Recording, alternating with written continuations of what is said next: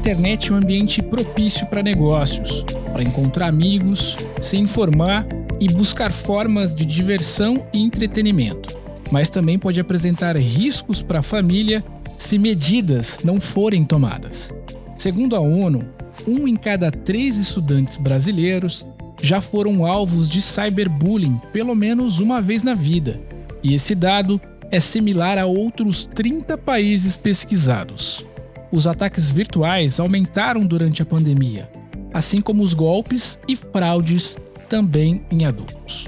Para falar sobre segurança na internet para crianças, adolescentes e também adultos, eu convidei Rodrigo Najam, que é diretor de educação da SaferNet, uma ONG sobre direitos humanos na internet. Vamos lá para a conversa. Rodrigo, o que é a SaferNet? Então, o SaferNet Brasil é uma organização sem fins lucrativos e que a gente trabalha já há 15 anos promovendo cidadania e segurança digital, basicamente em 3 grandes áreas, né? A gente tem um canal de denúncia para crimes contra os direitos humanos online, que as pessoas podem denunciar totalmente anônimo, indicando o link da página suspeita de conter uma violação de racismo, homofobia, intolerância religiosa ou outro tipo de crimes contra a vida. E além do canal de denúncia, a gente tem 2 outros grandes braços, né? Que é o canal de ajuda, que orienta vítimas de crime ou pessoas que querem ajudar alguém que está sofrendo algum tipo de violência na internet. Ele funciona por bate-papo e e-mail, totalmente anônimo, também sigiloso. E o terceiro braço, que é o braço de educação, né? De campanhas, estratégias, de formação de multiplicadores, para que a gente possa ter mais gente habilitada a incluir essa pauta da cidadania e segurança digital, tanto na educação formal como na educação informal também, né? Aqui no Transformação Digital CBN a gente repercutiu bastante toda essa história da pandemia e como a pandemia, de alguma forma, por meio da tecnologia, acabou transformando a vida de todos, né? E a gente percebeu, sobretudo com as crianças de todas as idades, que elas estão cada vez mais conectadas. Não só para as atividades escolares, mas para falar com os amigos, parentes, enfim, que é uma das questões relacionadas ao distanciamento, ao isolamento social. Na tua opinião, qual que é a importância de ensinar logo cedo as crianças sobre segurança na rede? Olha, esse é o ponto crítico, né? A gente há 15 anos chama atenção para isso e a pandemia agora evidenciou o tamanho da lacuna quando a gente pensa que as pessoas não têm ainda habilidades básicas de segurança e de cidadania, né? Então, uma coisa que a gente insiste, Samuel, é que as pessoas ainda confundem o fato das crianças usarem muito a internet, não significa que elas têm as habilidades críticas, que elas têm discernimento, que elas têm maturidade para enfrentar algumas situações de risco na rede. Então, esse mito do nativo digital atrapalhou muito a conversa, né? Porque mesmo educadores, pais e mães usam esse mito do nativo digital e acabam afastando, né? Como se as crianças estão prontas para o digital, porque passam horas no digital. Isso não confere com os dados das pesquisas e a lacuna é muito grande, porque mesmo questões básicas de senha, questões básicas de entender o que é um rastro digital, mínima noção do que é um algoritmo, como ele funciona nos filtros de conteúdos que eles pesquisam e que acessam nas redes, e agora mais ainda, né, entendimento sobre inteligência artificial e sobre a questão da reputação digital, são temas da pauta da ordem do dia e que nenhuma criança vai aprender sozinha só porque passa horas na rede. Então eu diria, é mais do que urgente. Definitivamente não é uma palestra, não é um recurso, uma cartilha, mas é incorporar definitivamente a pauta da cidadania digital que abarca a segurança nos currículos, né? E isso já está agora previsto na Base Nacional Comum Curricular, mas precisa ser implementado de uma maneira em escala na rede pública, especialmente de educação no Brasil. Muito se fala sobre essa agenda de cuidados que a gente tem que ter para o acesso das crianças e dos adolescentes na internet e na tecnologia de maneira geral, né? Esse super estímulo ou super uso da tecnologia de maneira geral. E evidentemente que ela tem a sua entrega nociva, a sua entrega negativa. Mas você percebe e você acredita que há um lado positivo no uso da tecnologia por crianças também? Com certeza. Eu não tenho dúvida de que a gente tem possibilidades de uso que podem favorecer habilidades, que podem favorecer conexões, que podem favorecer acesso a conteúdos que sejam plurais, que sejam interessantes e até mesmo educativos, né? Mas mesmo do ponto de vista do lazer, Tem sim muitas oportunidades. Eu acho que a partir dos 3, 4 anos de idade, com doses bastante cuidadosas e homeopáticas de acesso às telas digitais, não há dúvida, né, Samuel? Porque assim, um princípio que a gente tem é o seguinte, é olhar essas ferramentas digitais e a própria internet como potência. Elas podem dar potência às coisas, potência a conteúdos interessantes, assim como pode dar potência a conteúdos nocivos. Ela pode dar potência a processos de educação, como ela pode dar potência a um processo de ofuscar e de embaralhar e dificultar um entendimento mais plural do mundo. Então, o grande desafio é como que, como família e como sociedade, mas as escolas e instituições também, a gente consegue educar para que essa potência de uso das telas digitais pelas crianças esteja a favor de um processo não só pedagógico, mas de uma experiência de vida com respeito às noções de cidadania, de cuidados e de valorização da diversidade, porque é isso, né? Eu acho que nunca pensar só em tempo de tela, mas pensar qual é o conteúdo e qual é o contexto em que essas telas estão sendo apresentadas para as crianças. Se você tem a criança sendo, né, ela usando as telas como chupeta eletrônica, é um cenário, mas se você tem ela numa dinâmica em pais e mães brincando com as crianças, brincando e se divertindo com um aplicativo de um jogo num tablet, você tem um contexto e um conteúdo completamente diferente. Se você passar 1 hora ali nessa interação, você tem uma potência riquíssima de, inclusive, socialização dentro da família e da experiência lúdica. Mas essa mesma criança lá, vidrada na tela durante a mesma hora, mas porque os pais não têm nenhuma condição de se ocupar delas naquele momento, nem sempre vai ser ruim, mas é um outro cenário, né? Que não depende das horas apenas. Perfeito. Muito se falou no início da discussão sobre essa agenda de tempo de tela, que o caminho mais seguro ou mais adequado não é cancelar o tempo de tela ou proibir o tempo de tela, que o que existe é um olhar de mediação. Como é que você acredita que os pais podem participar mais ativamente da mediação da internet na vida dos filhos? Esse é o ponto crítico mesmo. E a questão é participar ativamente da vida digital dos filhos, né? Esse é o ponto básico, porque ainda muita gente deixa as crianças lá sozinhas, completamente à deriva nas telas, e quando a gente fala de internet, a gente está colocando a criança à deriva na maior praça pública do planeta Terra. Então, é importante essa mediação. Então, vamos lá. Desde o primeiro acesso à tela, esse acesso ser dialogado, ele ter algum tipo de limite, sim, de tempo de uso quando a criança é muito pequena, mas mais do que isso, ofertar conteúdo positivo para a criança. Em vez de deixar a criança simplesmente navegando aleatoriamente, ofertar, né, ou pelo menos começar essa oferta de sugestões de conteúdo, né, e dialogar com as crianças sobre as experiências, ouvir delas, o que elas curtem, o que elas acham mais legal, quais são as preferências delas. E isso, quando a gente começa mais cedo, Samuel, é mais viável você chegar depois na pré-adolescência e na adolescência e ter uma relação transparente de diálogo e de confiança para que quando tiver um problema, ter essa relação bacana de poder resolver juntos, né? Porque o que é o maior perigo hoje é quando pré-adolescentes e adolescentes entram em enrascadas, cometem vacilos online, e o que eles mais têm é medo de compartilhar a experiência digital com os pais, que sabem que a reação vai ser bronca, suspensão, restrição e bloqueio, né? E isso fora a vergonha de ter feito uma besteira, porque eles sabem quando fazem besteira. Então, essa participação ativa é central, e eu diria que talvez a melhor tecnologia que ainda existe é essa participação ativa na vida digital dos filhos, o que é muito diferente de espionar ou apenas vigiar o que os filhos fazem.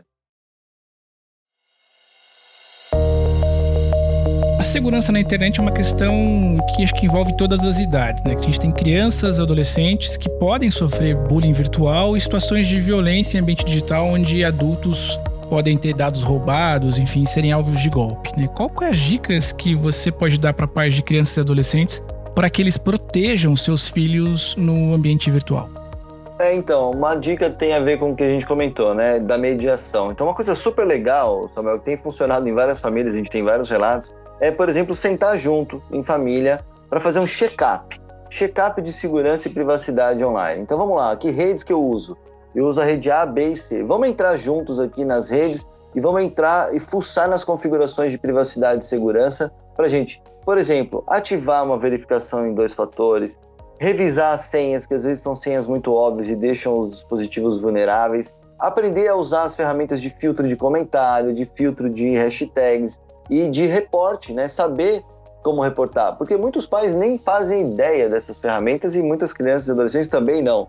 Então uma dica bem básica é, vamos gastar aí que seja 15 minutos numa situação que pode ser muito divertida e engraçada, entre pais e filhos juntos, configurando as próprias ferramentas que já usam no próprio celular. E se tem uma coisa que as empresas de tecnologia são boas é em deixar a coisa um pouco intuitiva, né? Então, você fuçando nas configurações das redes que você usa, você encontra bons caminhos, mas eu diria senha, verificação em 2 etapas e controlar a privacidade dos perfis de redes sociais são passos assim, básicos que todo mundo tem que ter para ter uma boa experiência e não entrar em pânico, né? Depois com uma invasão ou um roubo de dados. Numa situação de bullying, ou mesmo alguém que eventualmente tenha fotos vazadas na internet, qual que é o principal caminho que essa pessoa que ou foi vítima desse crime virtual, ou mesmo conheça alguém que foi vítima desse crime, pode e deve fazer? Então vamos lá, para quem foi vítima, a primeira coisa é pedir ajuda. Se a gente está falando de crianças e adolescentes, às vezes é muito comum a reação de desespero, a pessoa sai apagando todas as conversas, sai apagando as ameaças e sai apagando, na verdade, as evidências daquele crime, se for um caso mais grave. Então a primeira coisa é pedir ajuda para alguém que possa ter a cabeça fresca de poder olhar para a situação e conectar essa vítima com uma rede de apoio. Então, pedir ajuda. Essa pessoa, se tiver em condição ela mesma de fazer, é guardar todas essas informações das ameaças, do que ela sofreu, para que ela possa fazer as denúncias devidamente. Então, é guardar o endereço da publicação, se for em rede social, guardar o link, se for aplicativo de mensagem, exportar a conversa num formato em que você consiga encaminhar uma denúncia, né? Alguns casos, Samuel, é mais importante ter uma mediação de conflito e uma reparação. No caso de bullying, por exemplo, dependendo do grau, é mais pedagógico e mais saudável um entendimento. Se envolver a escola, pode envolver a direção da escola, mas se for entre 2 famílias que se conhecem, é que haja um entendimento e uma mediação desse conflito para que, com essa experiência, as próprias crianças e adolescentes aprendam algo, né? Porque só judicializar tem um efeito colateral bastante perigoso também. E para os casos de vazamento de nudes, é importante, muito importante, guardar esses endereços também para pedir a remoção imediata do conteúdo, porque qualquer imagem íntima divulgada na internet sem autorização, e no caso de menores de 18 anos não tem a possibilidade de autorização, é um conteúdo que não pode ficar na internet e é inclusive a única exceção da lei do Marco Civil da Internet em que permite a remoção da página do conteúdo sem ordem judicial. Então lá no canal de ajuda.org.br da Cefernet, a gente tem um passo a passo, inclusive um infográfico para casos de bullying e um outro infográfico com passo a passo para casos de vazamentos de nudes. Dentro desse contexto que você dividiu com a gente aqui, com a nossa audiência, a gente está imaginando uma situação onde haja ali uma conversa entre a vítima daquele crime ou de alguém que é perto daquela vítima e acabou trazendo aquele fato à tona. Mas quais atenções ou quais itens, quais questões que os pais precisam ficar de olho para identificar uma eventual situação e proteger seus filhos, né? Quais sinais os filhos podem eventualmente dar para uma situação onde eles possam estar sendo vítima de algum crime como esse? Então, uma coisa importante, né, primeiro é dizer assim, olha, toda vez que você tomar conhecimento de uma criança ou adolescente sendo vítima de uma violência na internet, jamais compartilhar. Porque às vezes é alguém que não é tão próximo e aí as pessoas, às vezes, no âmbito de querer ajudar até, elas acabam compartilhando, né, aquela mensagem, olhem que absurdo, ou vamos denunciar. Mas a recomendação é jamais passar para frente um conteúdo que tenha qualquer tipo de situação constrangedora ou humilhante ou até mesmo violenta envolvendo uma criança e adolescente. Se você não conhece, não faz ideia de quem é, parece até ser de outro país, interrompa imediatamente o compartilhamento e no máximo você pode denunciar na plataforma que você recebeu. Mas em relação aos pais, né, e familiares, então acho que primeiro, se você tem o hábito de uma mediação ativa, de dialogar e conversar, entender minimamente o que seus filhos fazem na internet, é legal porque você vai ter mais facilidade de identificar sinais. Sinais como, por exemplo, mudança abrupta na forma de uso, né? A criança costuma usar ali na sala de casa, brincando no celular, mas aí ela começa a usar escondido, ou para de usar de uma maneira como sempre usou e repentinamente mudou o hábito de uso. É um sinal de alerta.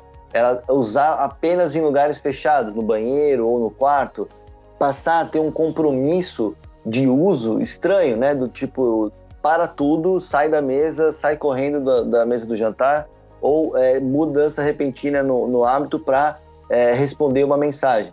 Esse é um sinal que pode ser também, às vezes, um namorinho, pode ser uma coisa totalmente de socialização dos adolescentes, mas em alguma situação mais grave também pode ser alguém extorquindo, alguém ameaçando e alguém exigindo uma presença dela de forma imediata e as reações físicas, né? Os pais podem ficar atentos. Se de repente a criança ou adolescente tem reações estranhas, né?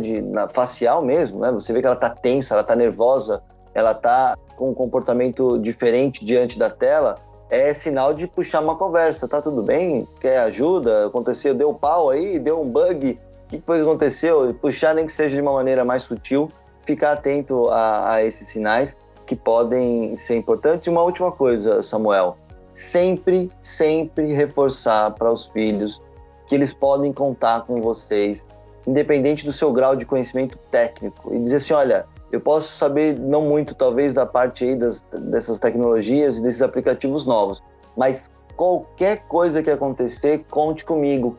E se colocar num lugar de escuta não julgadora, porque, como eu disse, o maior medo das crianças é a punição dos pais ou até mesmo vergonha dos pais para revelar que está sofrendo algum tipo de violência na internet. Então, abrir esse canal de comunicação sem julgamento e essa escuta transparente é decisivo para evitar casos graves. Como pais e educadores podem ajudar a tornar a internet um ambiente mais seguro para todos? Isso para nós a missão da SaferNet é ajudar nessa missão, porque pensar cidadania digital e segurança digital não é apenas proteger as crianças dos crimes, das violências. Nosso maior desafio é inspirar pais e educadores a poderem se sentir também parte da construção da própria internet e saber que cada comportamento nosso, cada clique, mas também cada like dos nossos filhos, cada opção de jogo dos nossos filhos, cada grupo de mensagem que nossos filhos participam, eles também estão ajudando a construir a internet. E se a gente não assumir esse desafio de também educar nossos filhos para ajudarem a trazer um aspecto mais positivo, né, de uma relação saudável, de uma concepção de sociedade que seja de respeito às multiplicidades, a gente realmente vai ter uma internet muito ruim sendo construída. Então eu diria, assumir que nossos filhos e nós mesmos estamos construindo a internet com os nossos cliques, né? E não só os nossos filhos serem protegidos de violências, mas também eles serem catalisadores de relações respeitosas, de respeito à diversidade e dessa postura crítica, né? Para sair daquela ideia de consumo passivo que infelizmente tem tomado conta de muitos dos nossos momentos diante da internet. Uma das falas do Rodrigo ao longo da nossa entrevista me chamou bastante atenção. A construção da cidadania digital das pessoas, sobretudo das crianças e dos adolescentes. E eu acho que esse é um ponto fundamental para a gente poder levar para casa, para dividir com as nossas famílias e para poder auxiliar no desenvolvimento, para poder ser um tutor de fato no desenvolvimento dessa jornada, do início dessa jornada digital dos nossos filhos e das crianças que de alguma forma a gente tem contato e se relaciona. Então, essa é a nossa mensagem aqui para você do Transformação Digital CBN. Se perceber de alguma forma algum desses indícios, algum desses alertas que o Rodrigo bem colocou aqui, que possam estar de alguma forma afetando a vida das crianças, que possam de alguma forma estar dando indícios de que, enfim, as crianças e os adolescentes das suas casas possam eventualmente estar sofrendo algum tipo de bullying ou serem vítimas de algum tipo de crime mais sério, é fundamental e é muito importante que vocês procurem o canal de ajuda adequado. Então, vou deixar aqui o link da SaferNet para vocês, que é o www.canaldeajuda.org.br, que, como o próprio Rodrigo mencionou na entrevista, é um sistema, uma plataforma absolutamente anônima para que vocês possam encontrar ajuda, independente da situação digital ali que o seu filho ou você mesmo possa estar passando. Então, procure ajuda. Isso é muito importante. Como eu sempre digo, cuide dos seus, fique bem. Um grande abraço, pessoal. Tchau.